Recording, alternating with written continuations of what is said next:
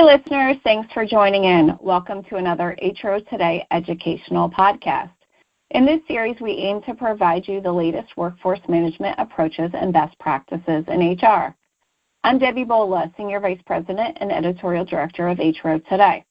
Currently, with quit rates at historically low levels, many organizations are experiencing a new workforce challenge that's being called job hugging. Employees are staying in their roles longer due to a number of factors, including economic uncertainty and concerns over change. But HR leaders need to keep a close eye on the workforce, ensuring productivity and engagement levels remain high. This is where recognition can help. Recognition is a powerful tool to get the most from employees, with research showing that 80% of organizations report higher productivity through recognition, and nearly 82% of employees report improved engagement because of it. So, what's the best approach to recognition in today's market?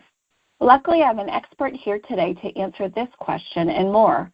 Paul Gordon is the Senior Vice President of Sales for Rymax, a leader in employee recognition programs. With more than 30 years of experience, Paul's leadership has driven innovative loyalty rewards programs designed to boost frequency and achieve higher returns. Paul has overseen the expansion of the sales division's accounts, cultivating new client relationships, driving organic growth for existing clients, and aligning Rymax's national brand partners with exclusive incentive programs. Thanks, Paul, for joining me today. Recent research reports that quit rates have fallen to about 2%. What factors are contributing to quit rates being so low right now? Well, there are actually a number of factors. I think that what employers need to understand and what employees are uncertain about is that there's a lot of economic uncertainty now, and that's caused by a number of things. One is unemployment. The numbers have ticked up a little bit. I think the cost of things, the housing market. I think healthcare and shifts in coverage in terms of what will be covered, what won't be covered, what you can get. Those all have impacts. And then also just the price of regular goods and services, with the tariffs and all that. So, the economy is part of the issue. I think that people are a little bit nervous. They're nervous about, sort of what will happen over the next 6 months. And so they're not prone to really leave or seek other opportunities. And then I think that the other thing from a technology standpoint is the emerging technology such as AI. And is the workforce prepared for those changes? Could they go to a different place and be able to thrive there? So, it's sort of a little bit of an uncertainty across the board, not to paint a bleak picture, because I don't think it is bleak. I think that, like everything is cyclical and there will be a rebound in a number of areas. But I think that's a reason why a lot of people really are saying, you know what, I think I'm going to stay here.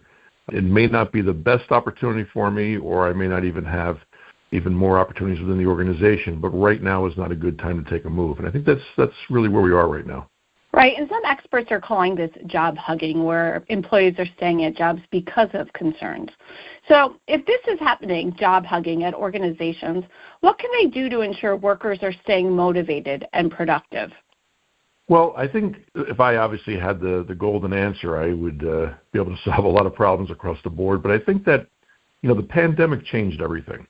And I think that today's worker, especially as we interview younger people that are coming in, certainly people that are coming out of college, people that have been maybe in the position for 10 years or less, that whole work from home has changed the dynamic. And so I think that, people want a life balance. We talked about it for years, decades, life balance. But now that they've experienced it, they want that. And so I think they want flexibility in what they're doing. And so, a couple of key things that we stress all the time when we build any kind of a program in terms of employee recognition is that you really need to have a positive, work environment. And that sounds like a very simple task. But the reality is that people do want to hear sort of what is the plan for the organization, what is the plan for them, what is the plan for even the department, and have a voice in that. And, the old days, they said there was always a little suggestion box where people drop things in. But I think that taking the pulse of the employees on a regular basis helps breed a better environment for the workers that are there. The flexible schedules, that's going to be here forever. That's never going to change. I started out in business, it was 5 days a week, and believe it or not, we wore a suit and tie. And eventually Casual Friday came in, and that was a big deal, which sort of meant that you didn't wear a tie, but you still were dressed up. Today's worker is looking for a different environment. So I think that that's really important from the standpoint of the organization. I think any company has to provide clear goals. People need to feel that what they're doing is worthwhile. Job hugging is sort of like, we had quiet quitting, and we had, the great resignation, and it seems like every couple of years we have a new sort of term or description for things.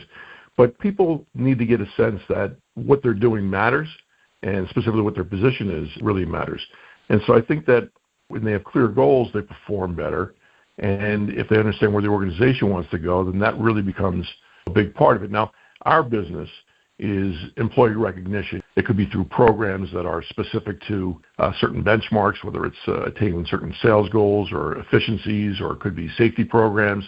It could be new client acquisition. And, of course, we do it all with product. And the reason why we stress the product is a trophy value. If somebody wins something in a contest or achieves something, there's a greater probability of them remembering what it was for and using it over a longer period of time. And so that part is really important. And I think more than ever, really peer-to-peer recognition is important, because we're really in an isolated society. So not to, sort of do the Alvin Toffler type of, future speak, but we're really in an isolated type of society now where everybody is really tied to social media, and there's less collaboration, and there's less face-to-face. And so I think that if we can get organizations to encourage the team building and peer-to-peer recognition, saying, okay, you've done a good job, or something like that, these are the things that make people feel part of something. And so management, or business in general, needs to really understand who the employee is now. And the employee is different than they were 6 years ago, just in terms of what their vision is and what they want out of that experience. More than ever, I think companies need to hear the employees, need to react to the employees, and need to create an environment where people want to come to work, even if it's 3 days in the office, or now a lot of the companies want 5 days in the office, want to be there and be part of something. And if they contribute, they're recognized for it. And using some of the recognition techniques you mentioned, what results will organizations see? Well, recognition is a basic human need. I mean, it's a desire, right? I mean, everybody wants to hear they've done a good job. Everyone wants to hear that they've been appreciated. Everybody likes to show their friends and family that they've been appreciated as well. And it could be from the human element to telling your dog he's a good boy, right? I mean, that's a basic need of all living things. So recognition is critical because it feeds into something that is a basic need, and it drives performance.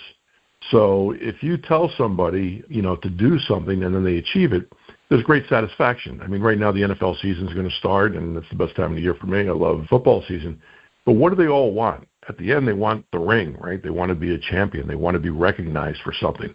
They could have a great game. They could do something that's phenomenal on a personal basis, but the team wants to do something, which is to win that championship. And so that's all about recognition, being recognized as being the best. And so any kind of employee recognition program is really important because it taps into that.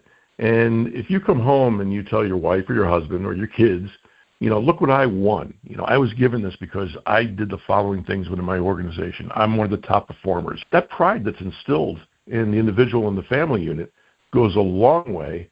And then they also become ambassadors for the company by telling people, yeah, I got this watch because I did this, or gee, I got this great cookware set, or whatever that product might be. Those are some great points. So how can organizations reignite internal mobility and motivation without causing turnover?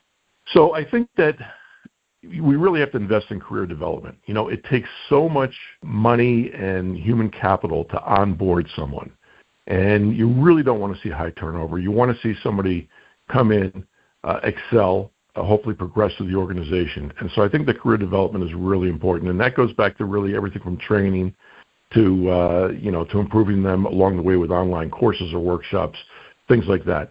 So I think the investment in the individual is not to just fill a slot because someone has left, someone has retired, maybe somebody got fired. You're not filling a position. You want to really fill a critical role that enhances the organization beyond what that person is hired for. And so that, I think, is really important. I think just personal growth, it's good for. You look at some of these people, what was Whistler's mother, didn't she start painting when she was like 80 years old? Colonel Sanders started Kentucky Fried Chicken when he was in the 60s. That's because they had a curiosity, and through that curiosity, they built a different way or a different business or a different platform. So I think that the desire for people to have a clear path, have a development strategy, and then given the tools, really just makes a healthy organization. Investing in and developing your employees as retention rates stay high. That's some great advice. Thanks, Paul. Until next time, listeners, I'm Debbie Bolla.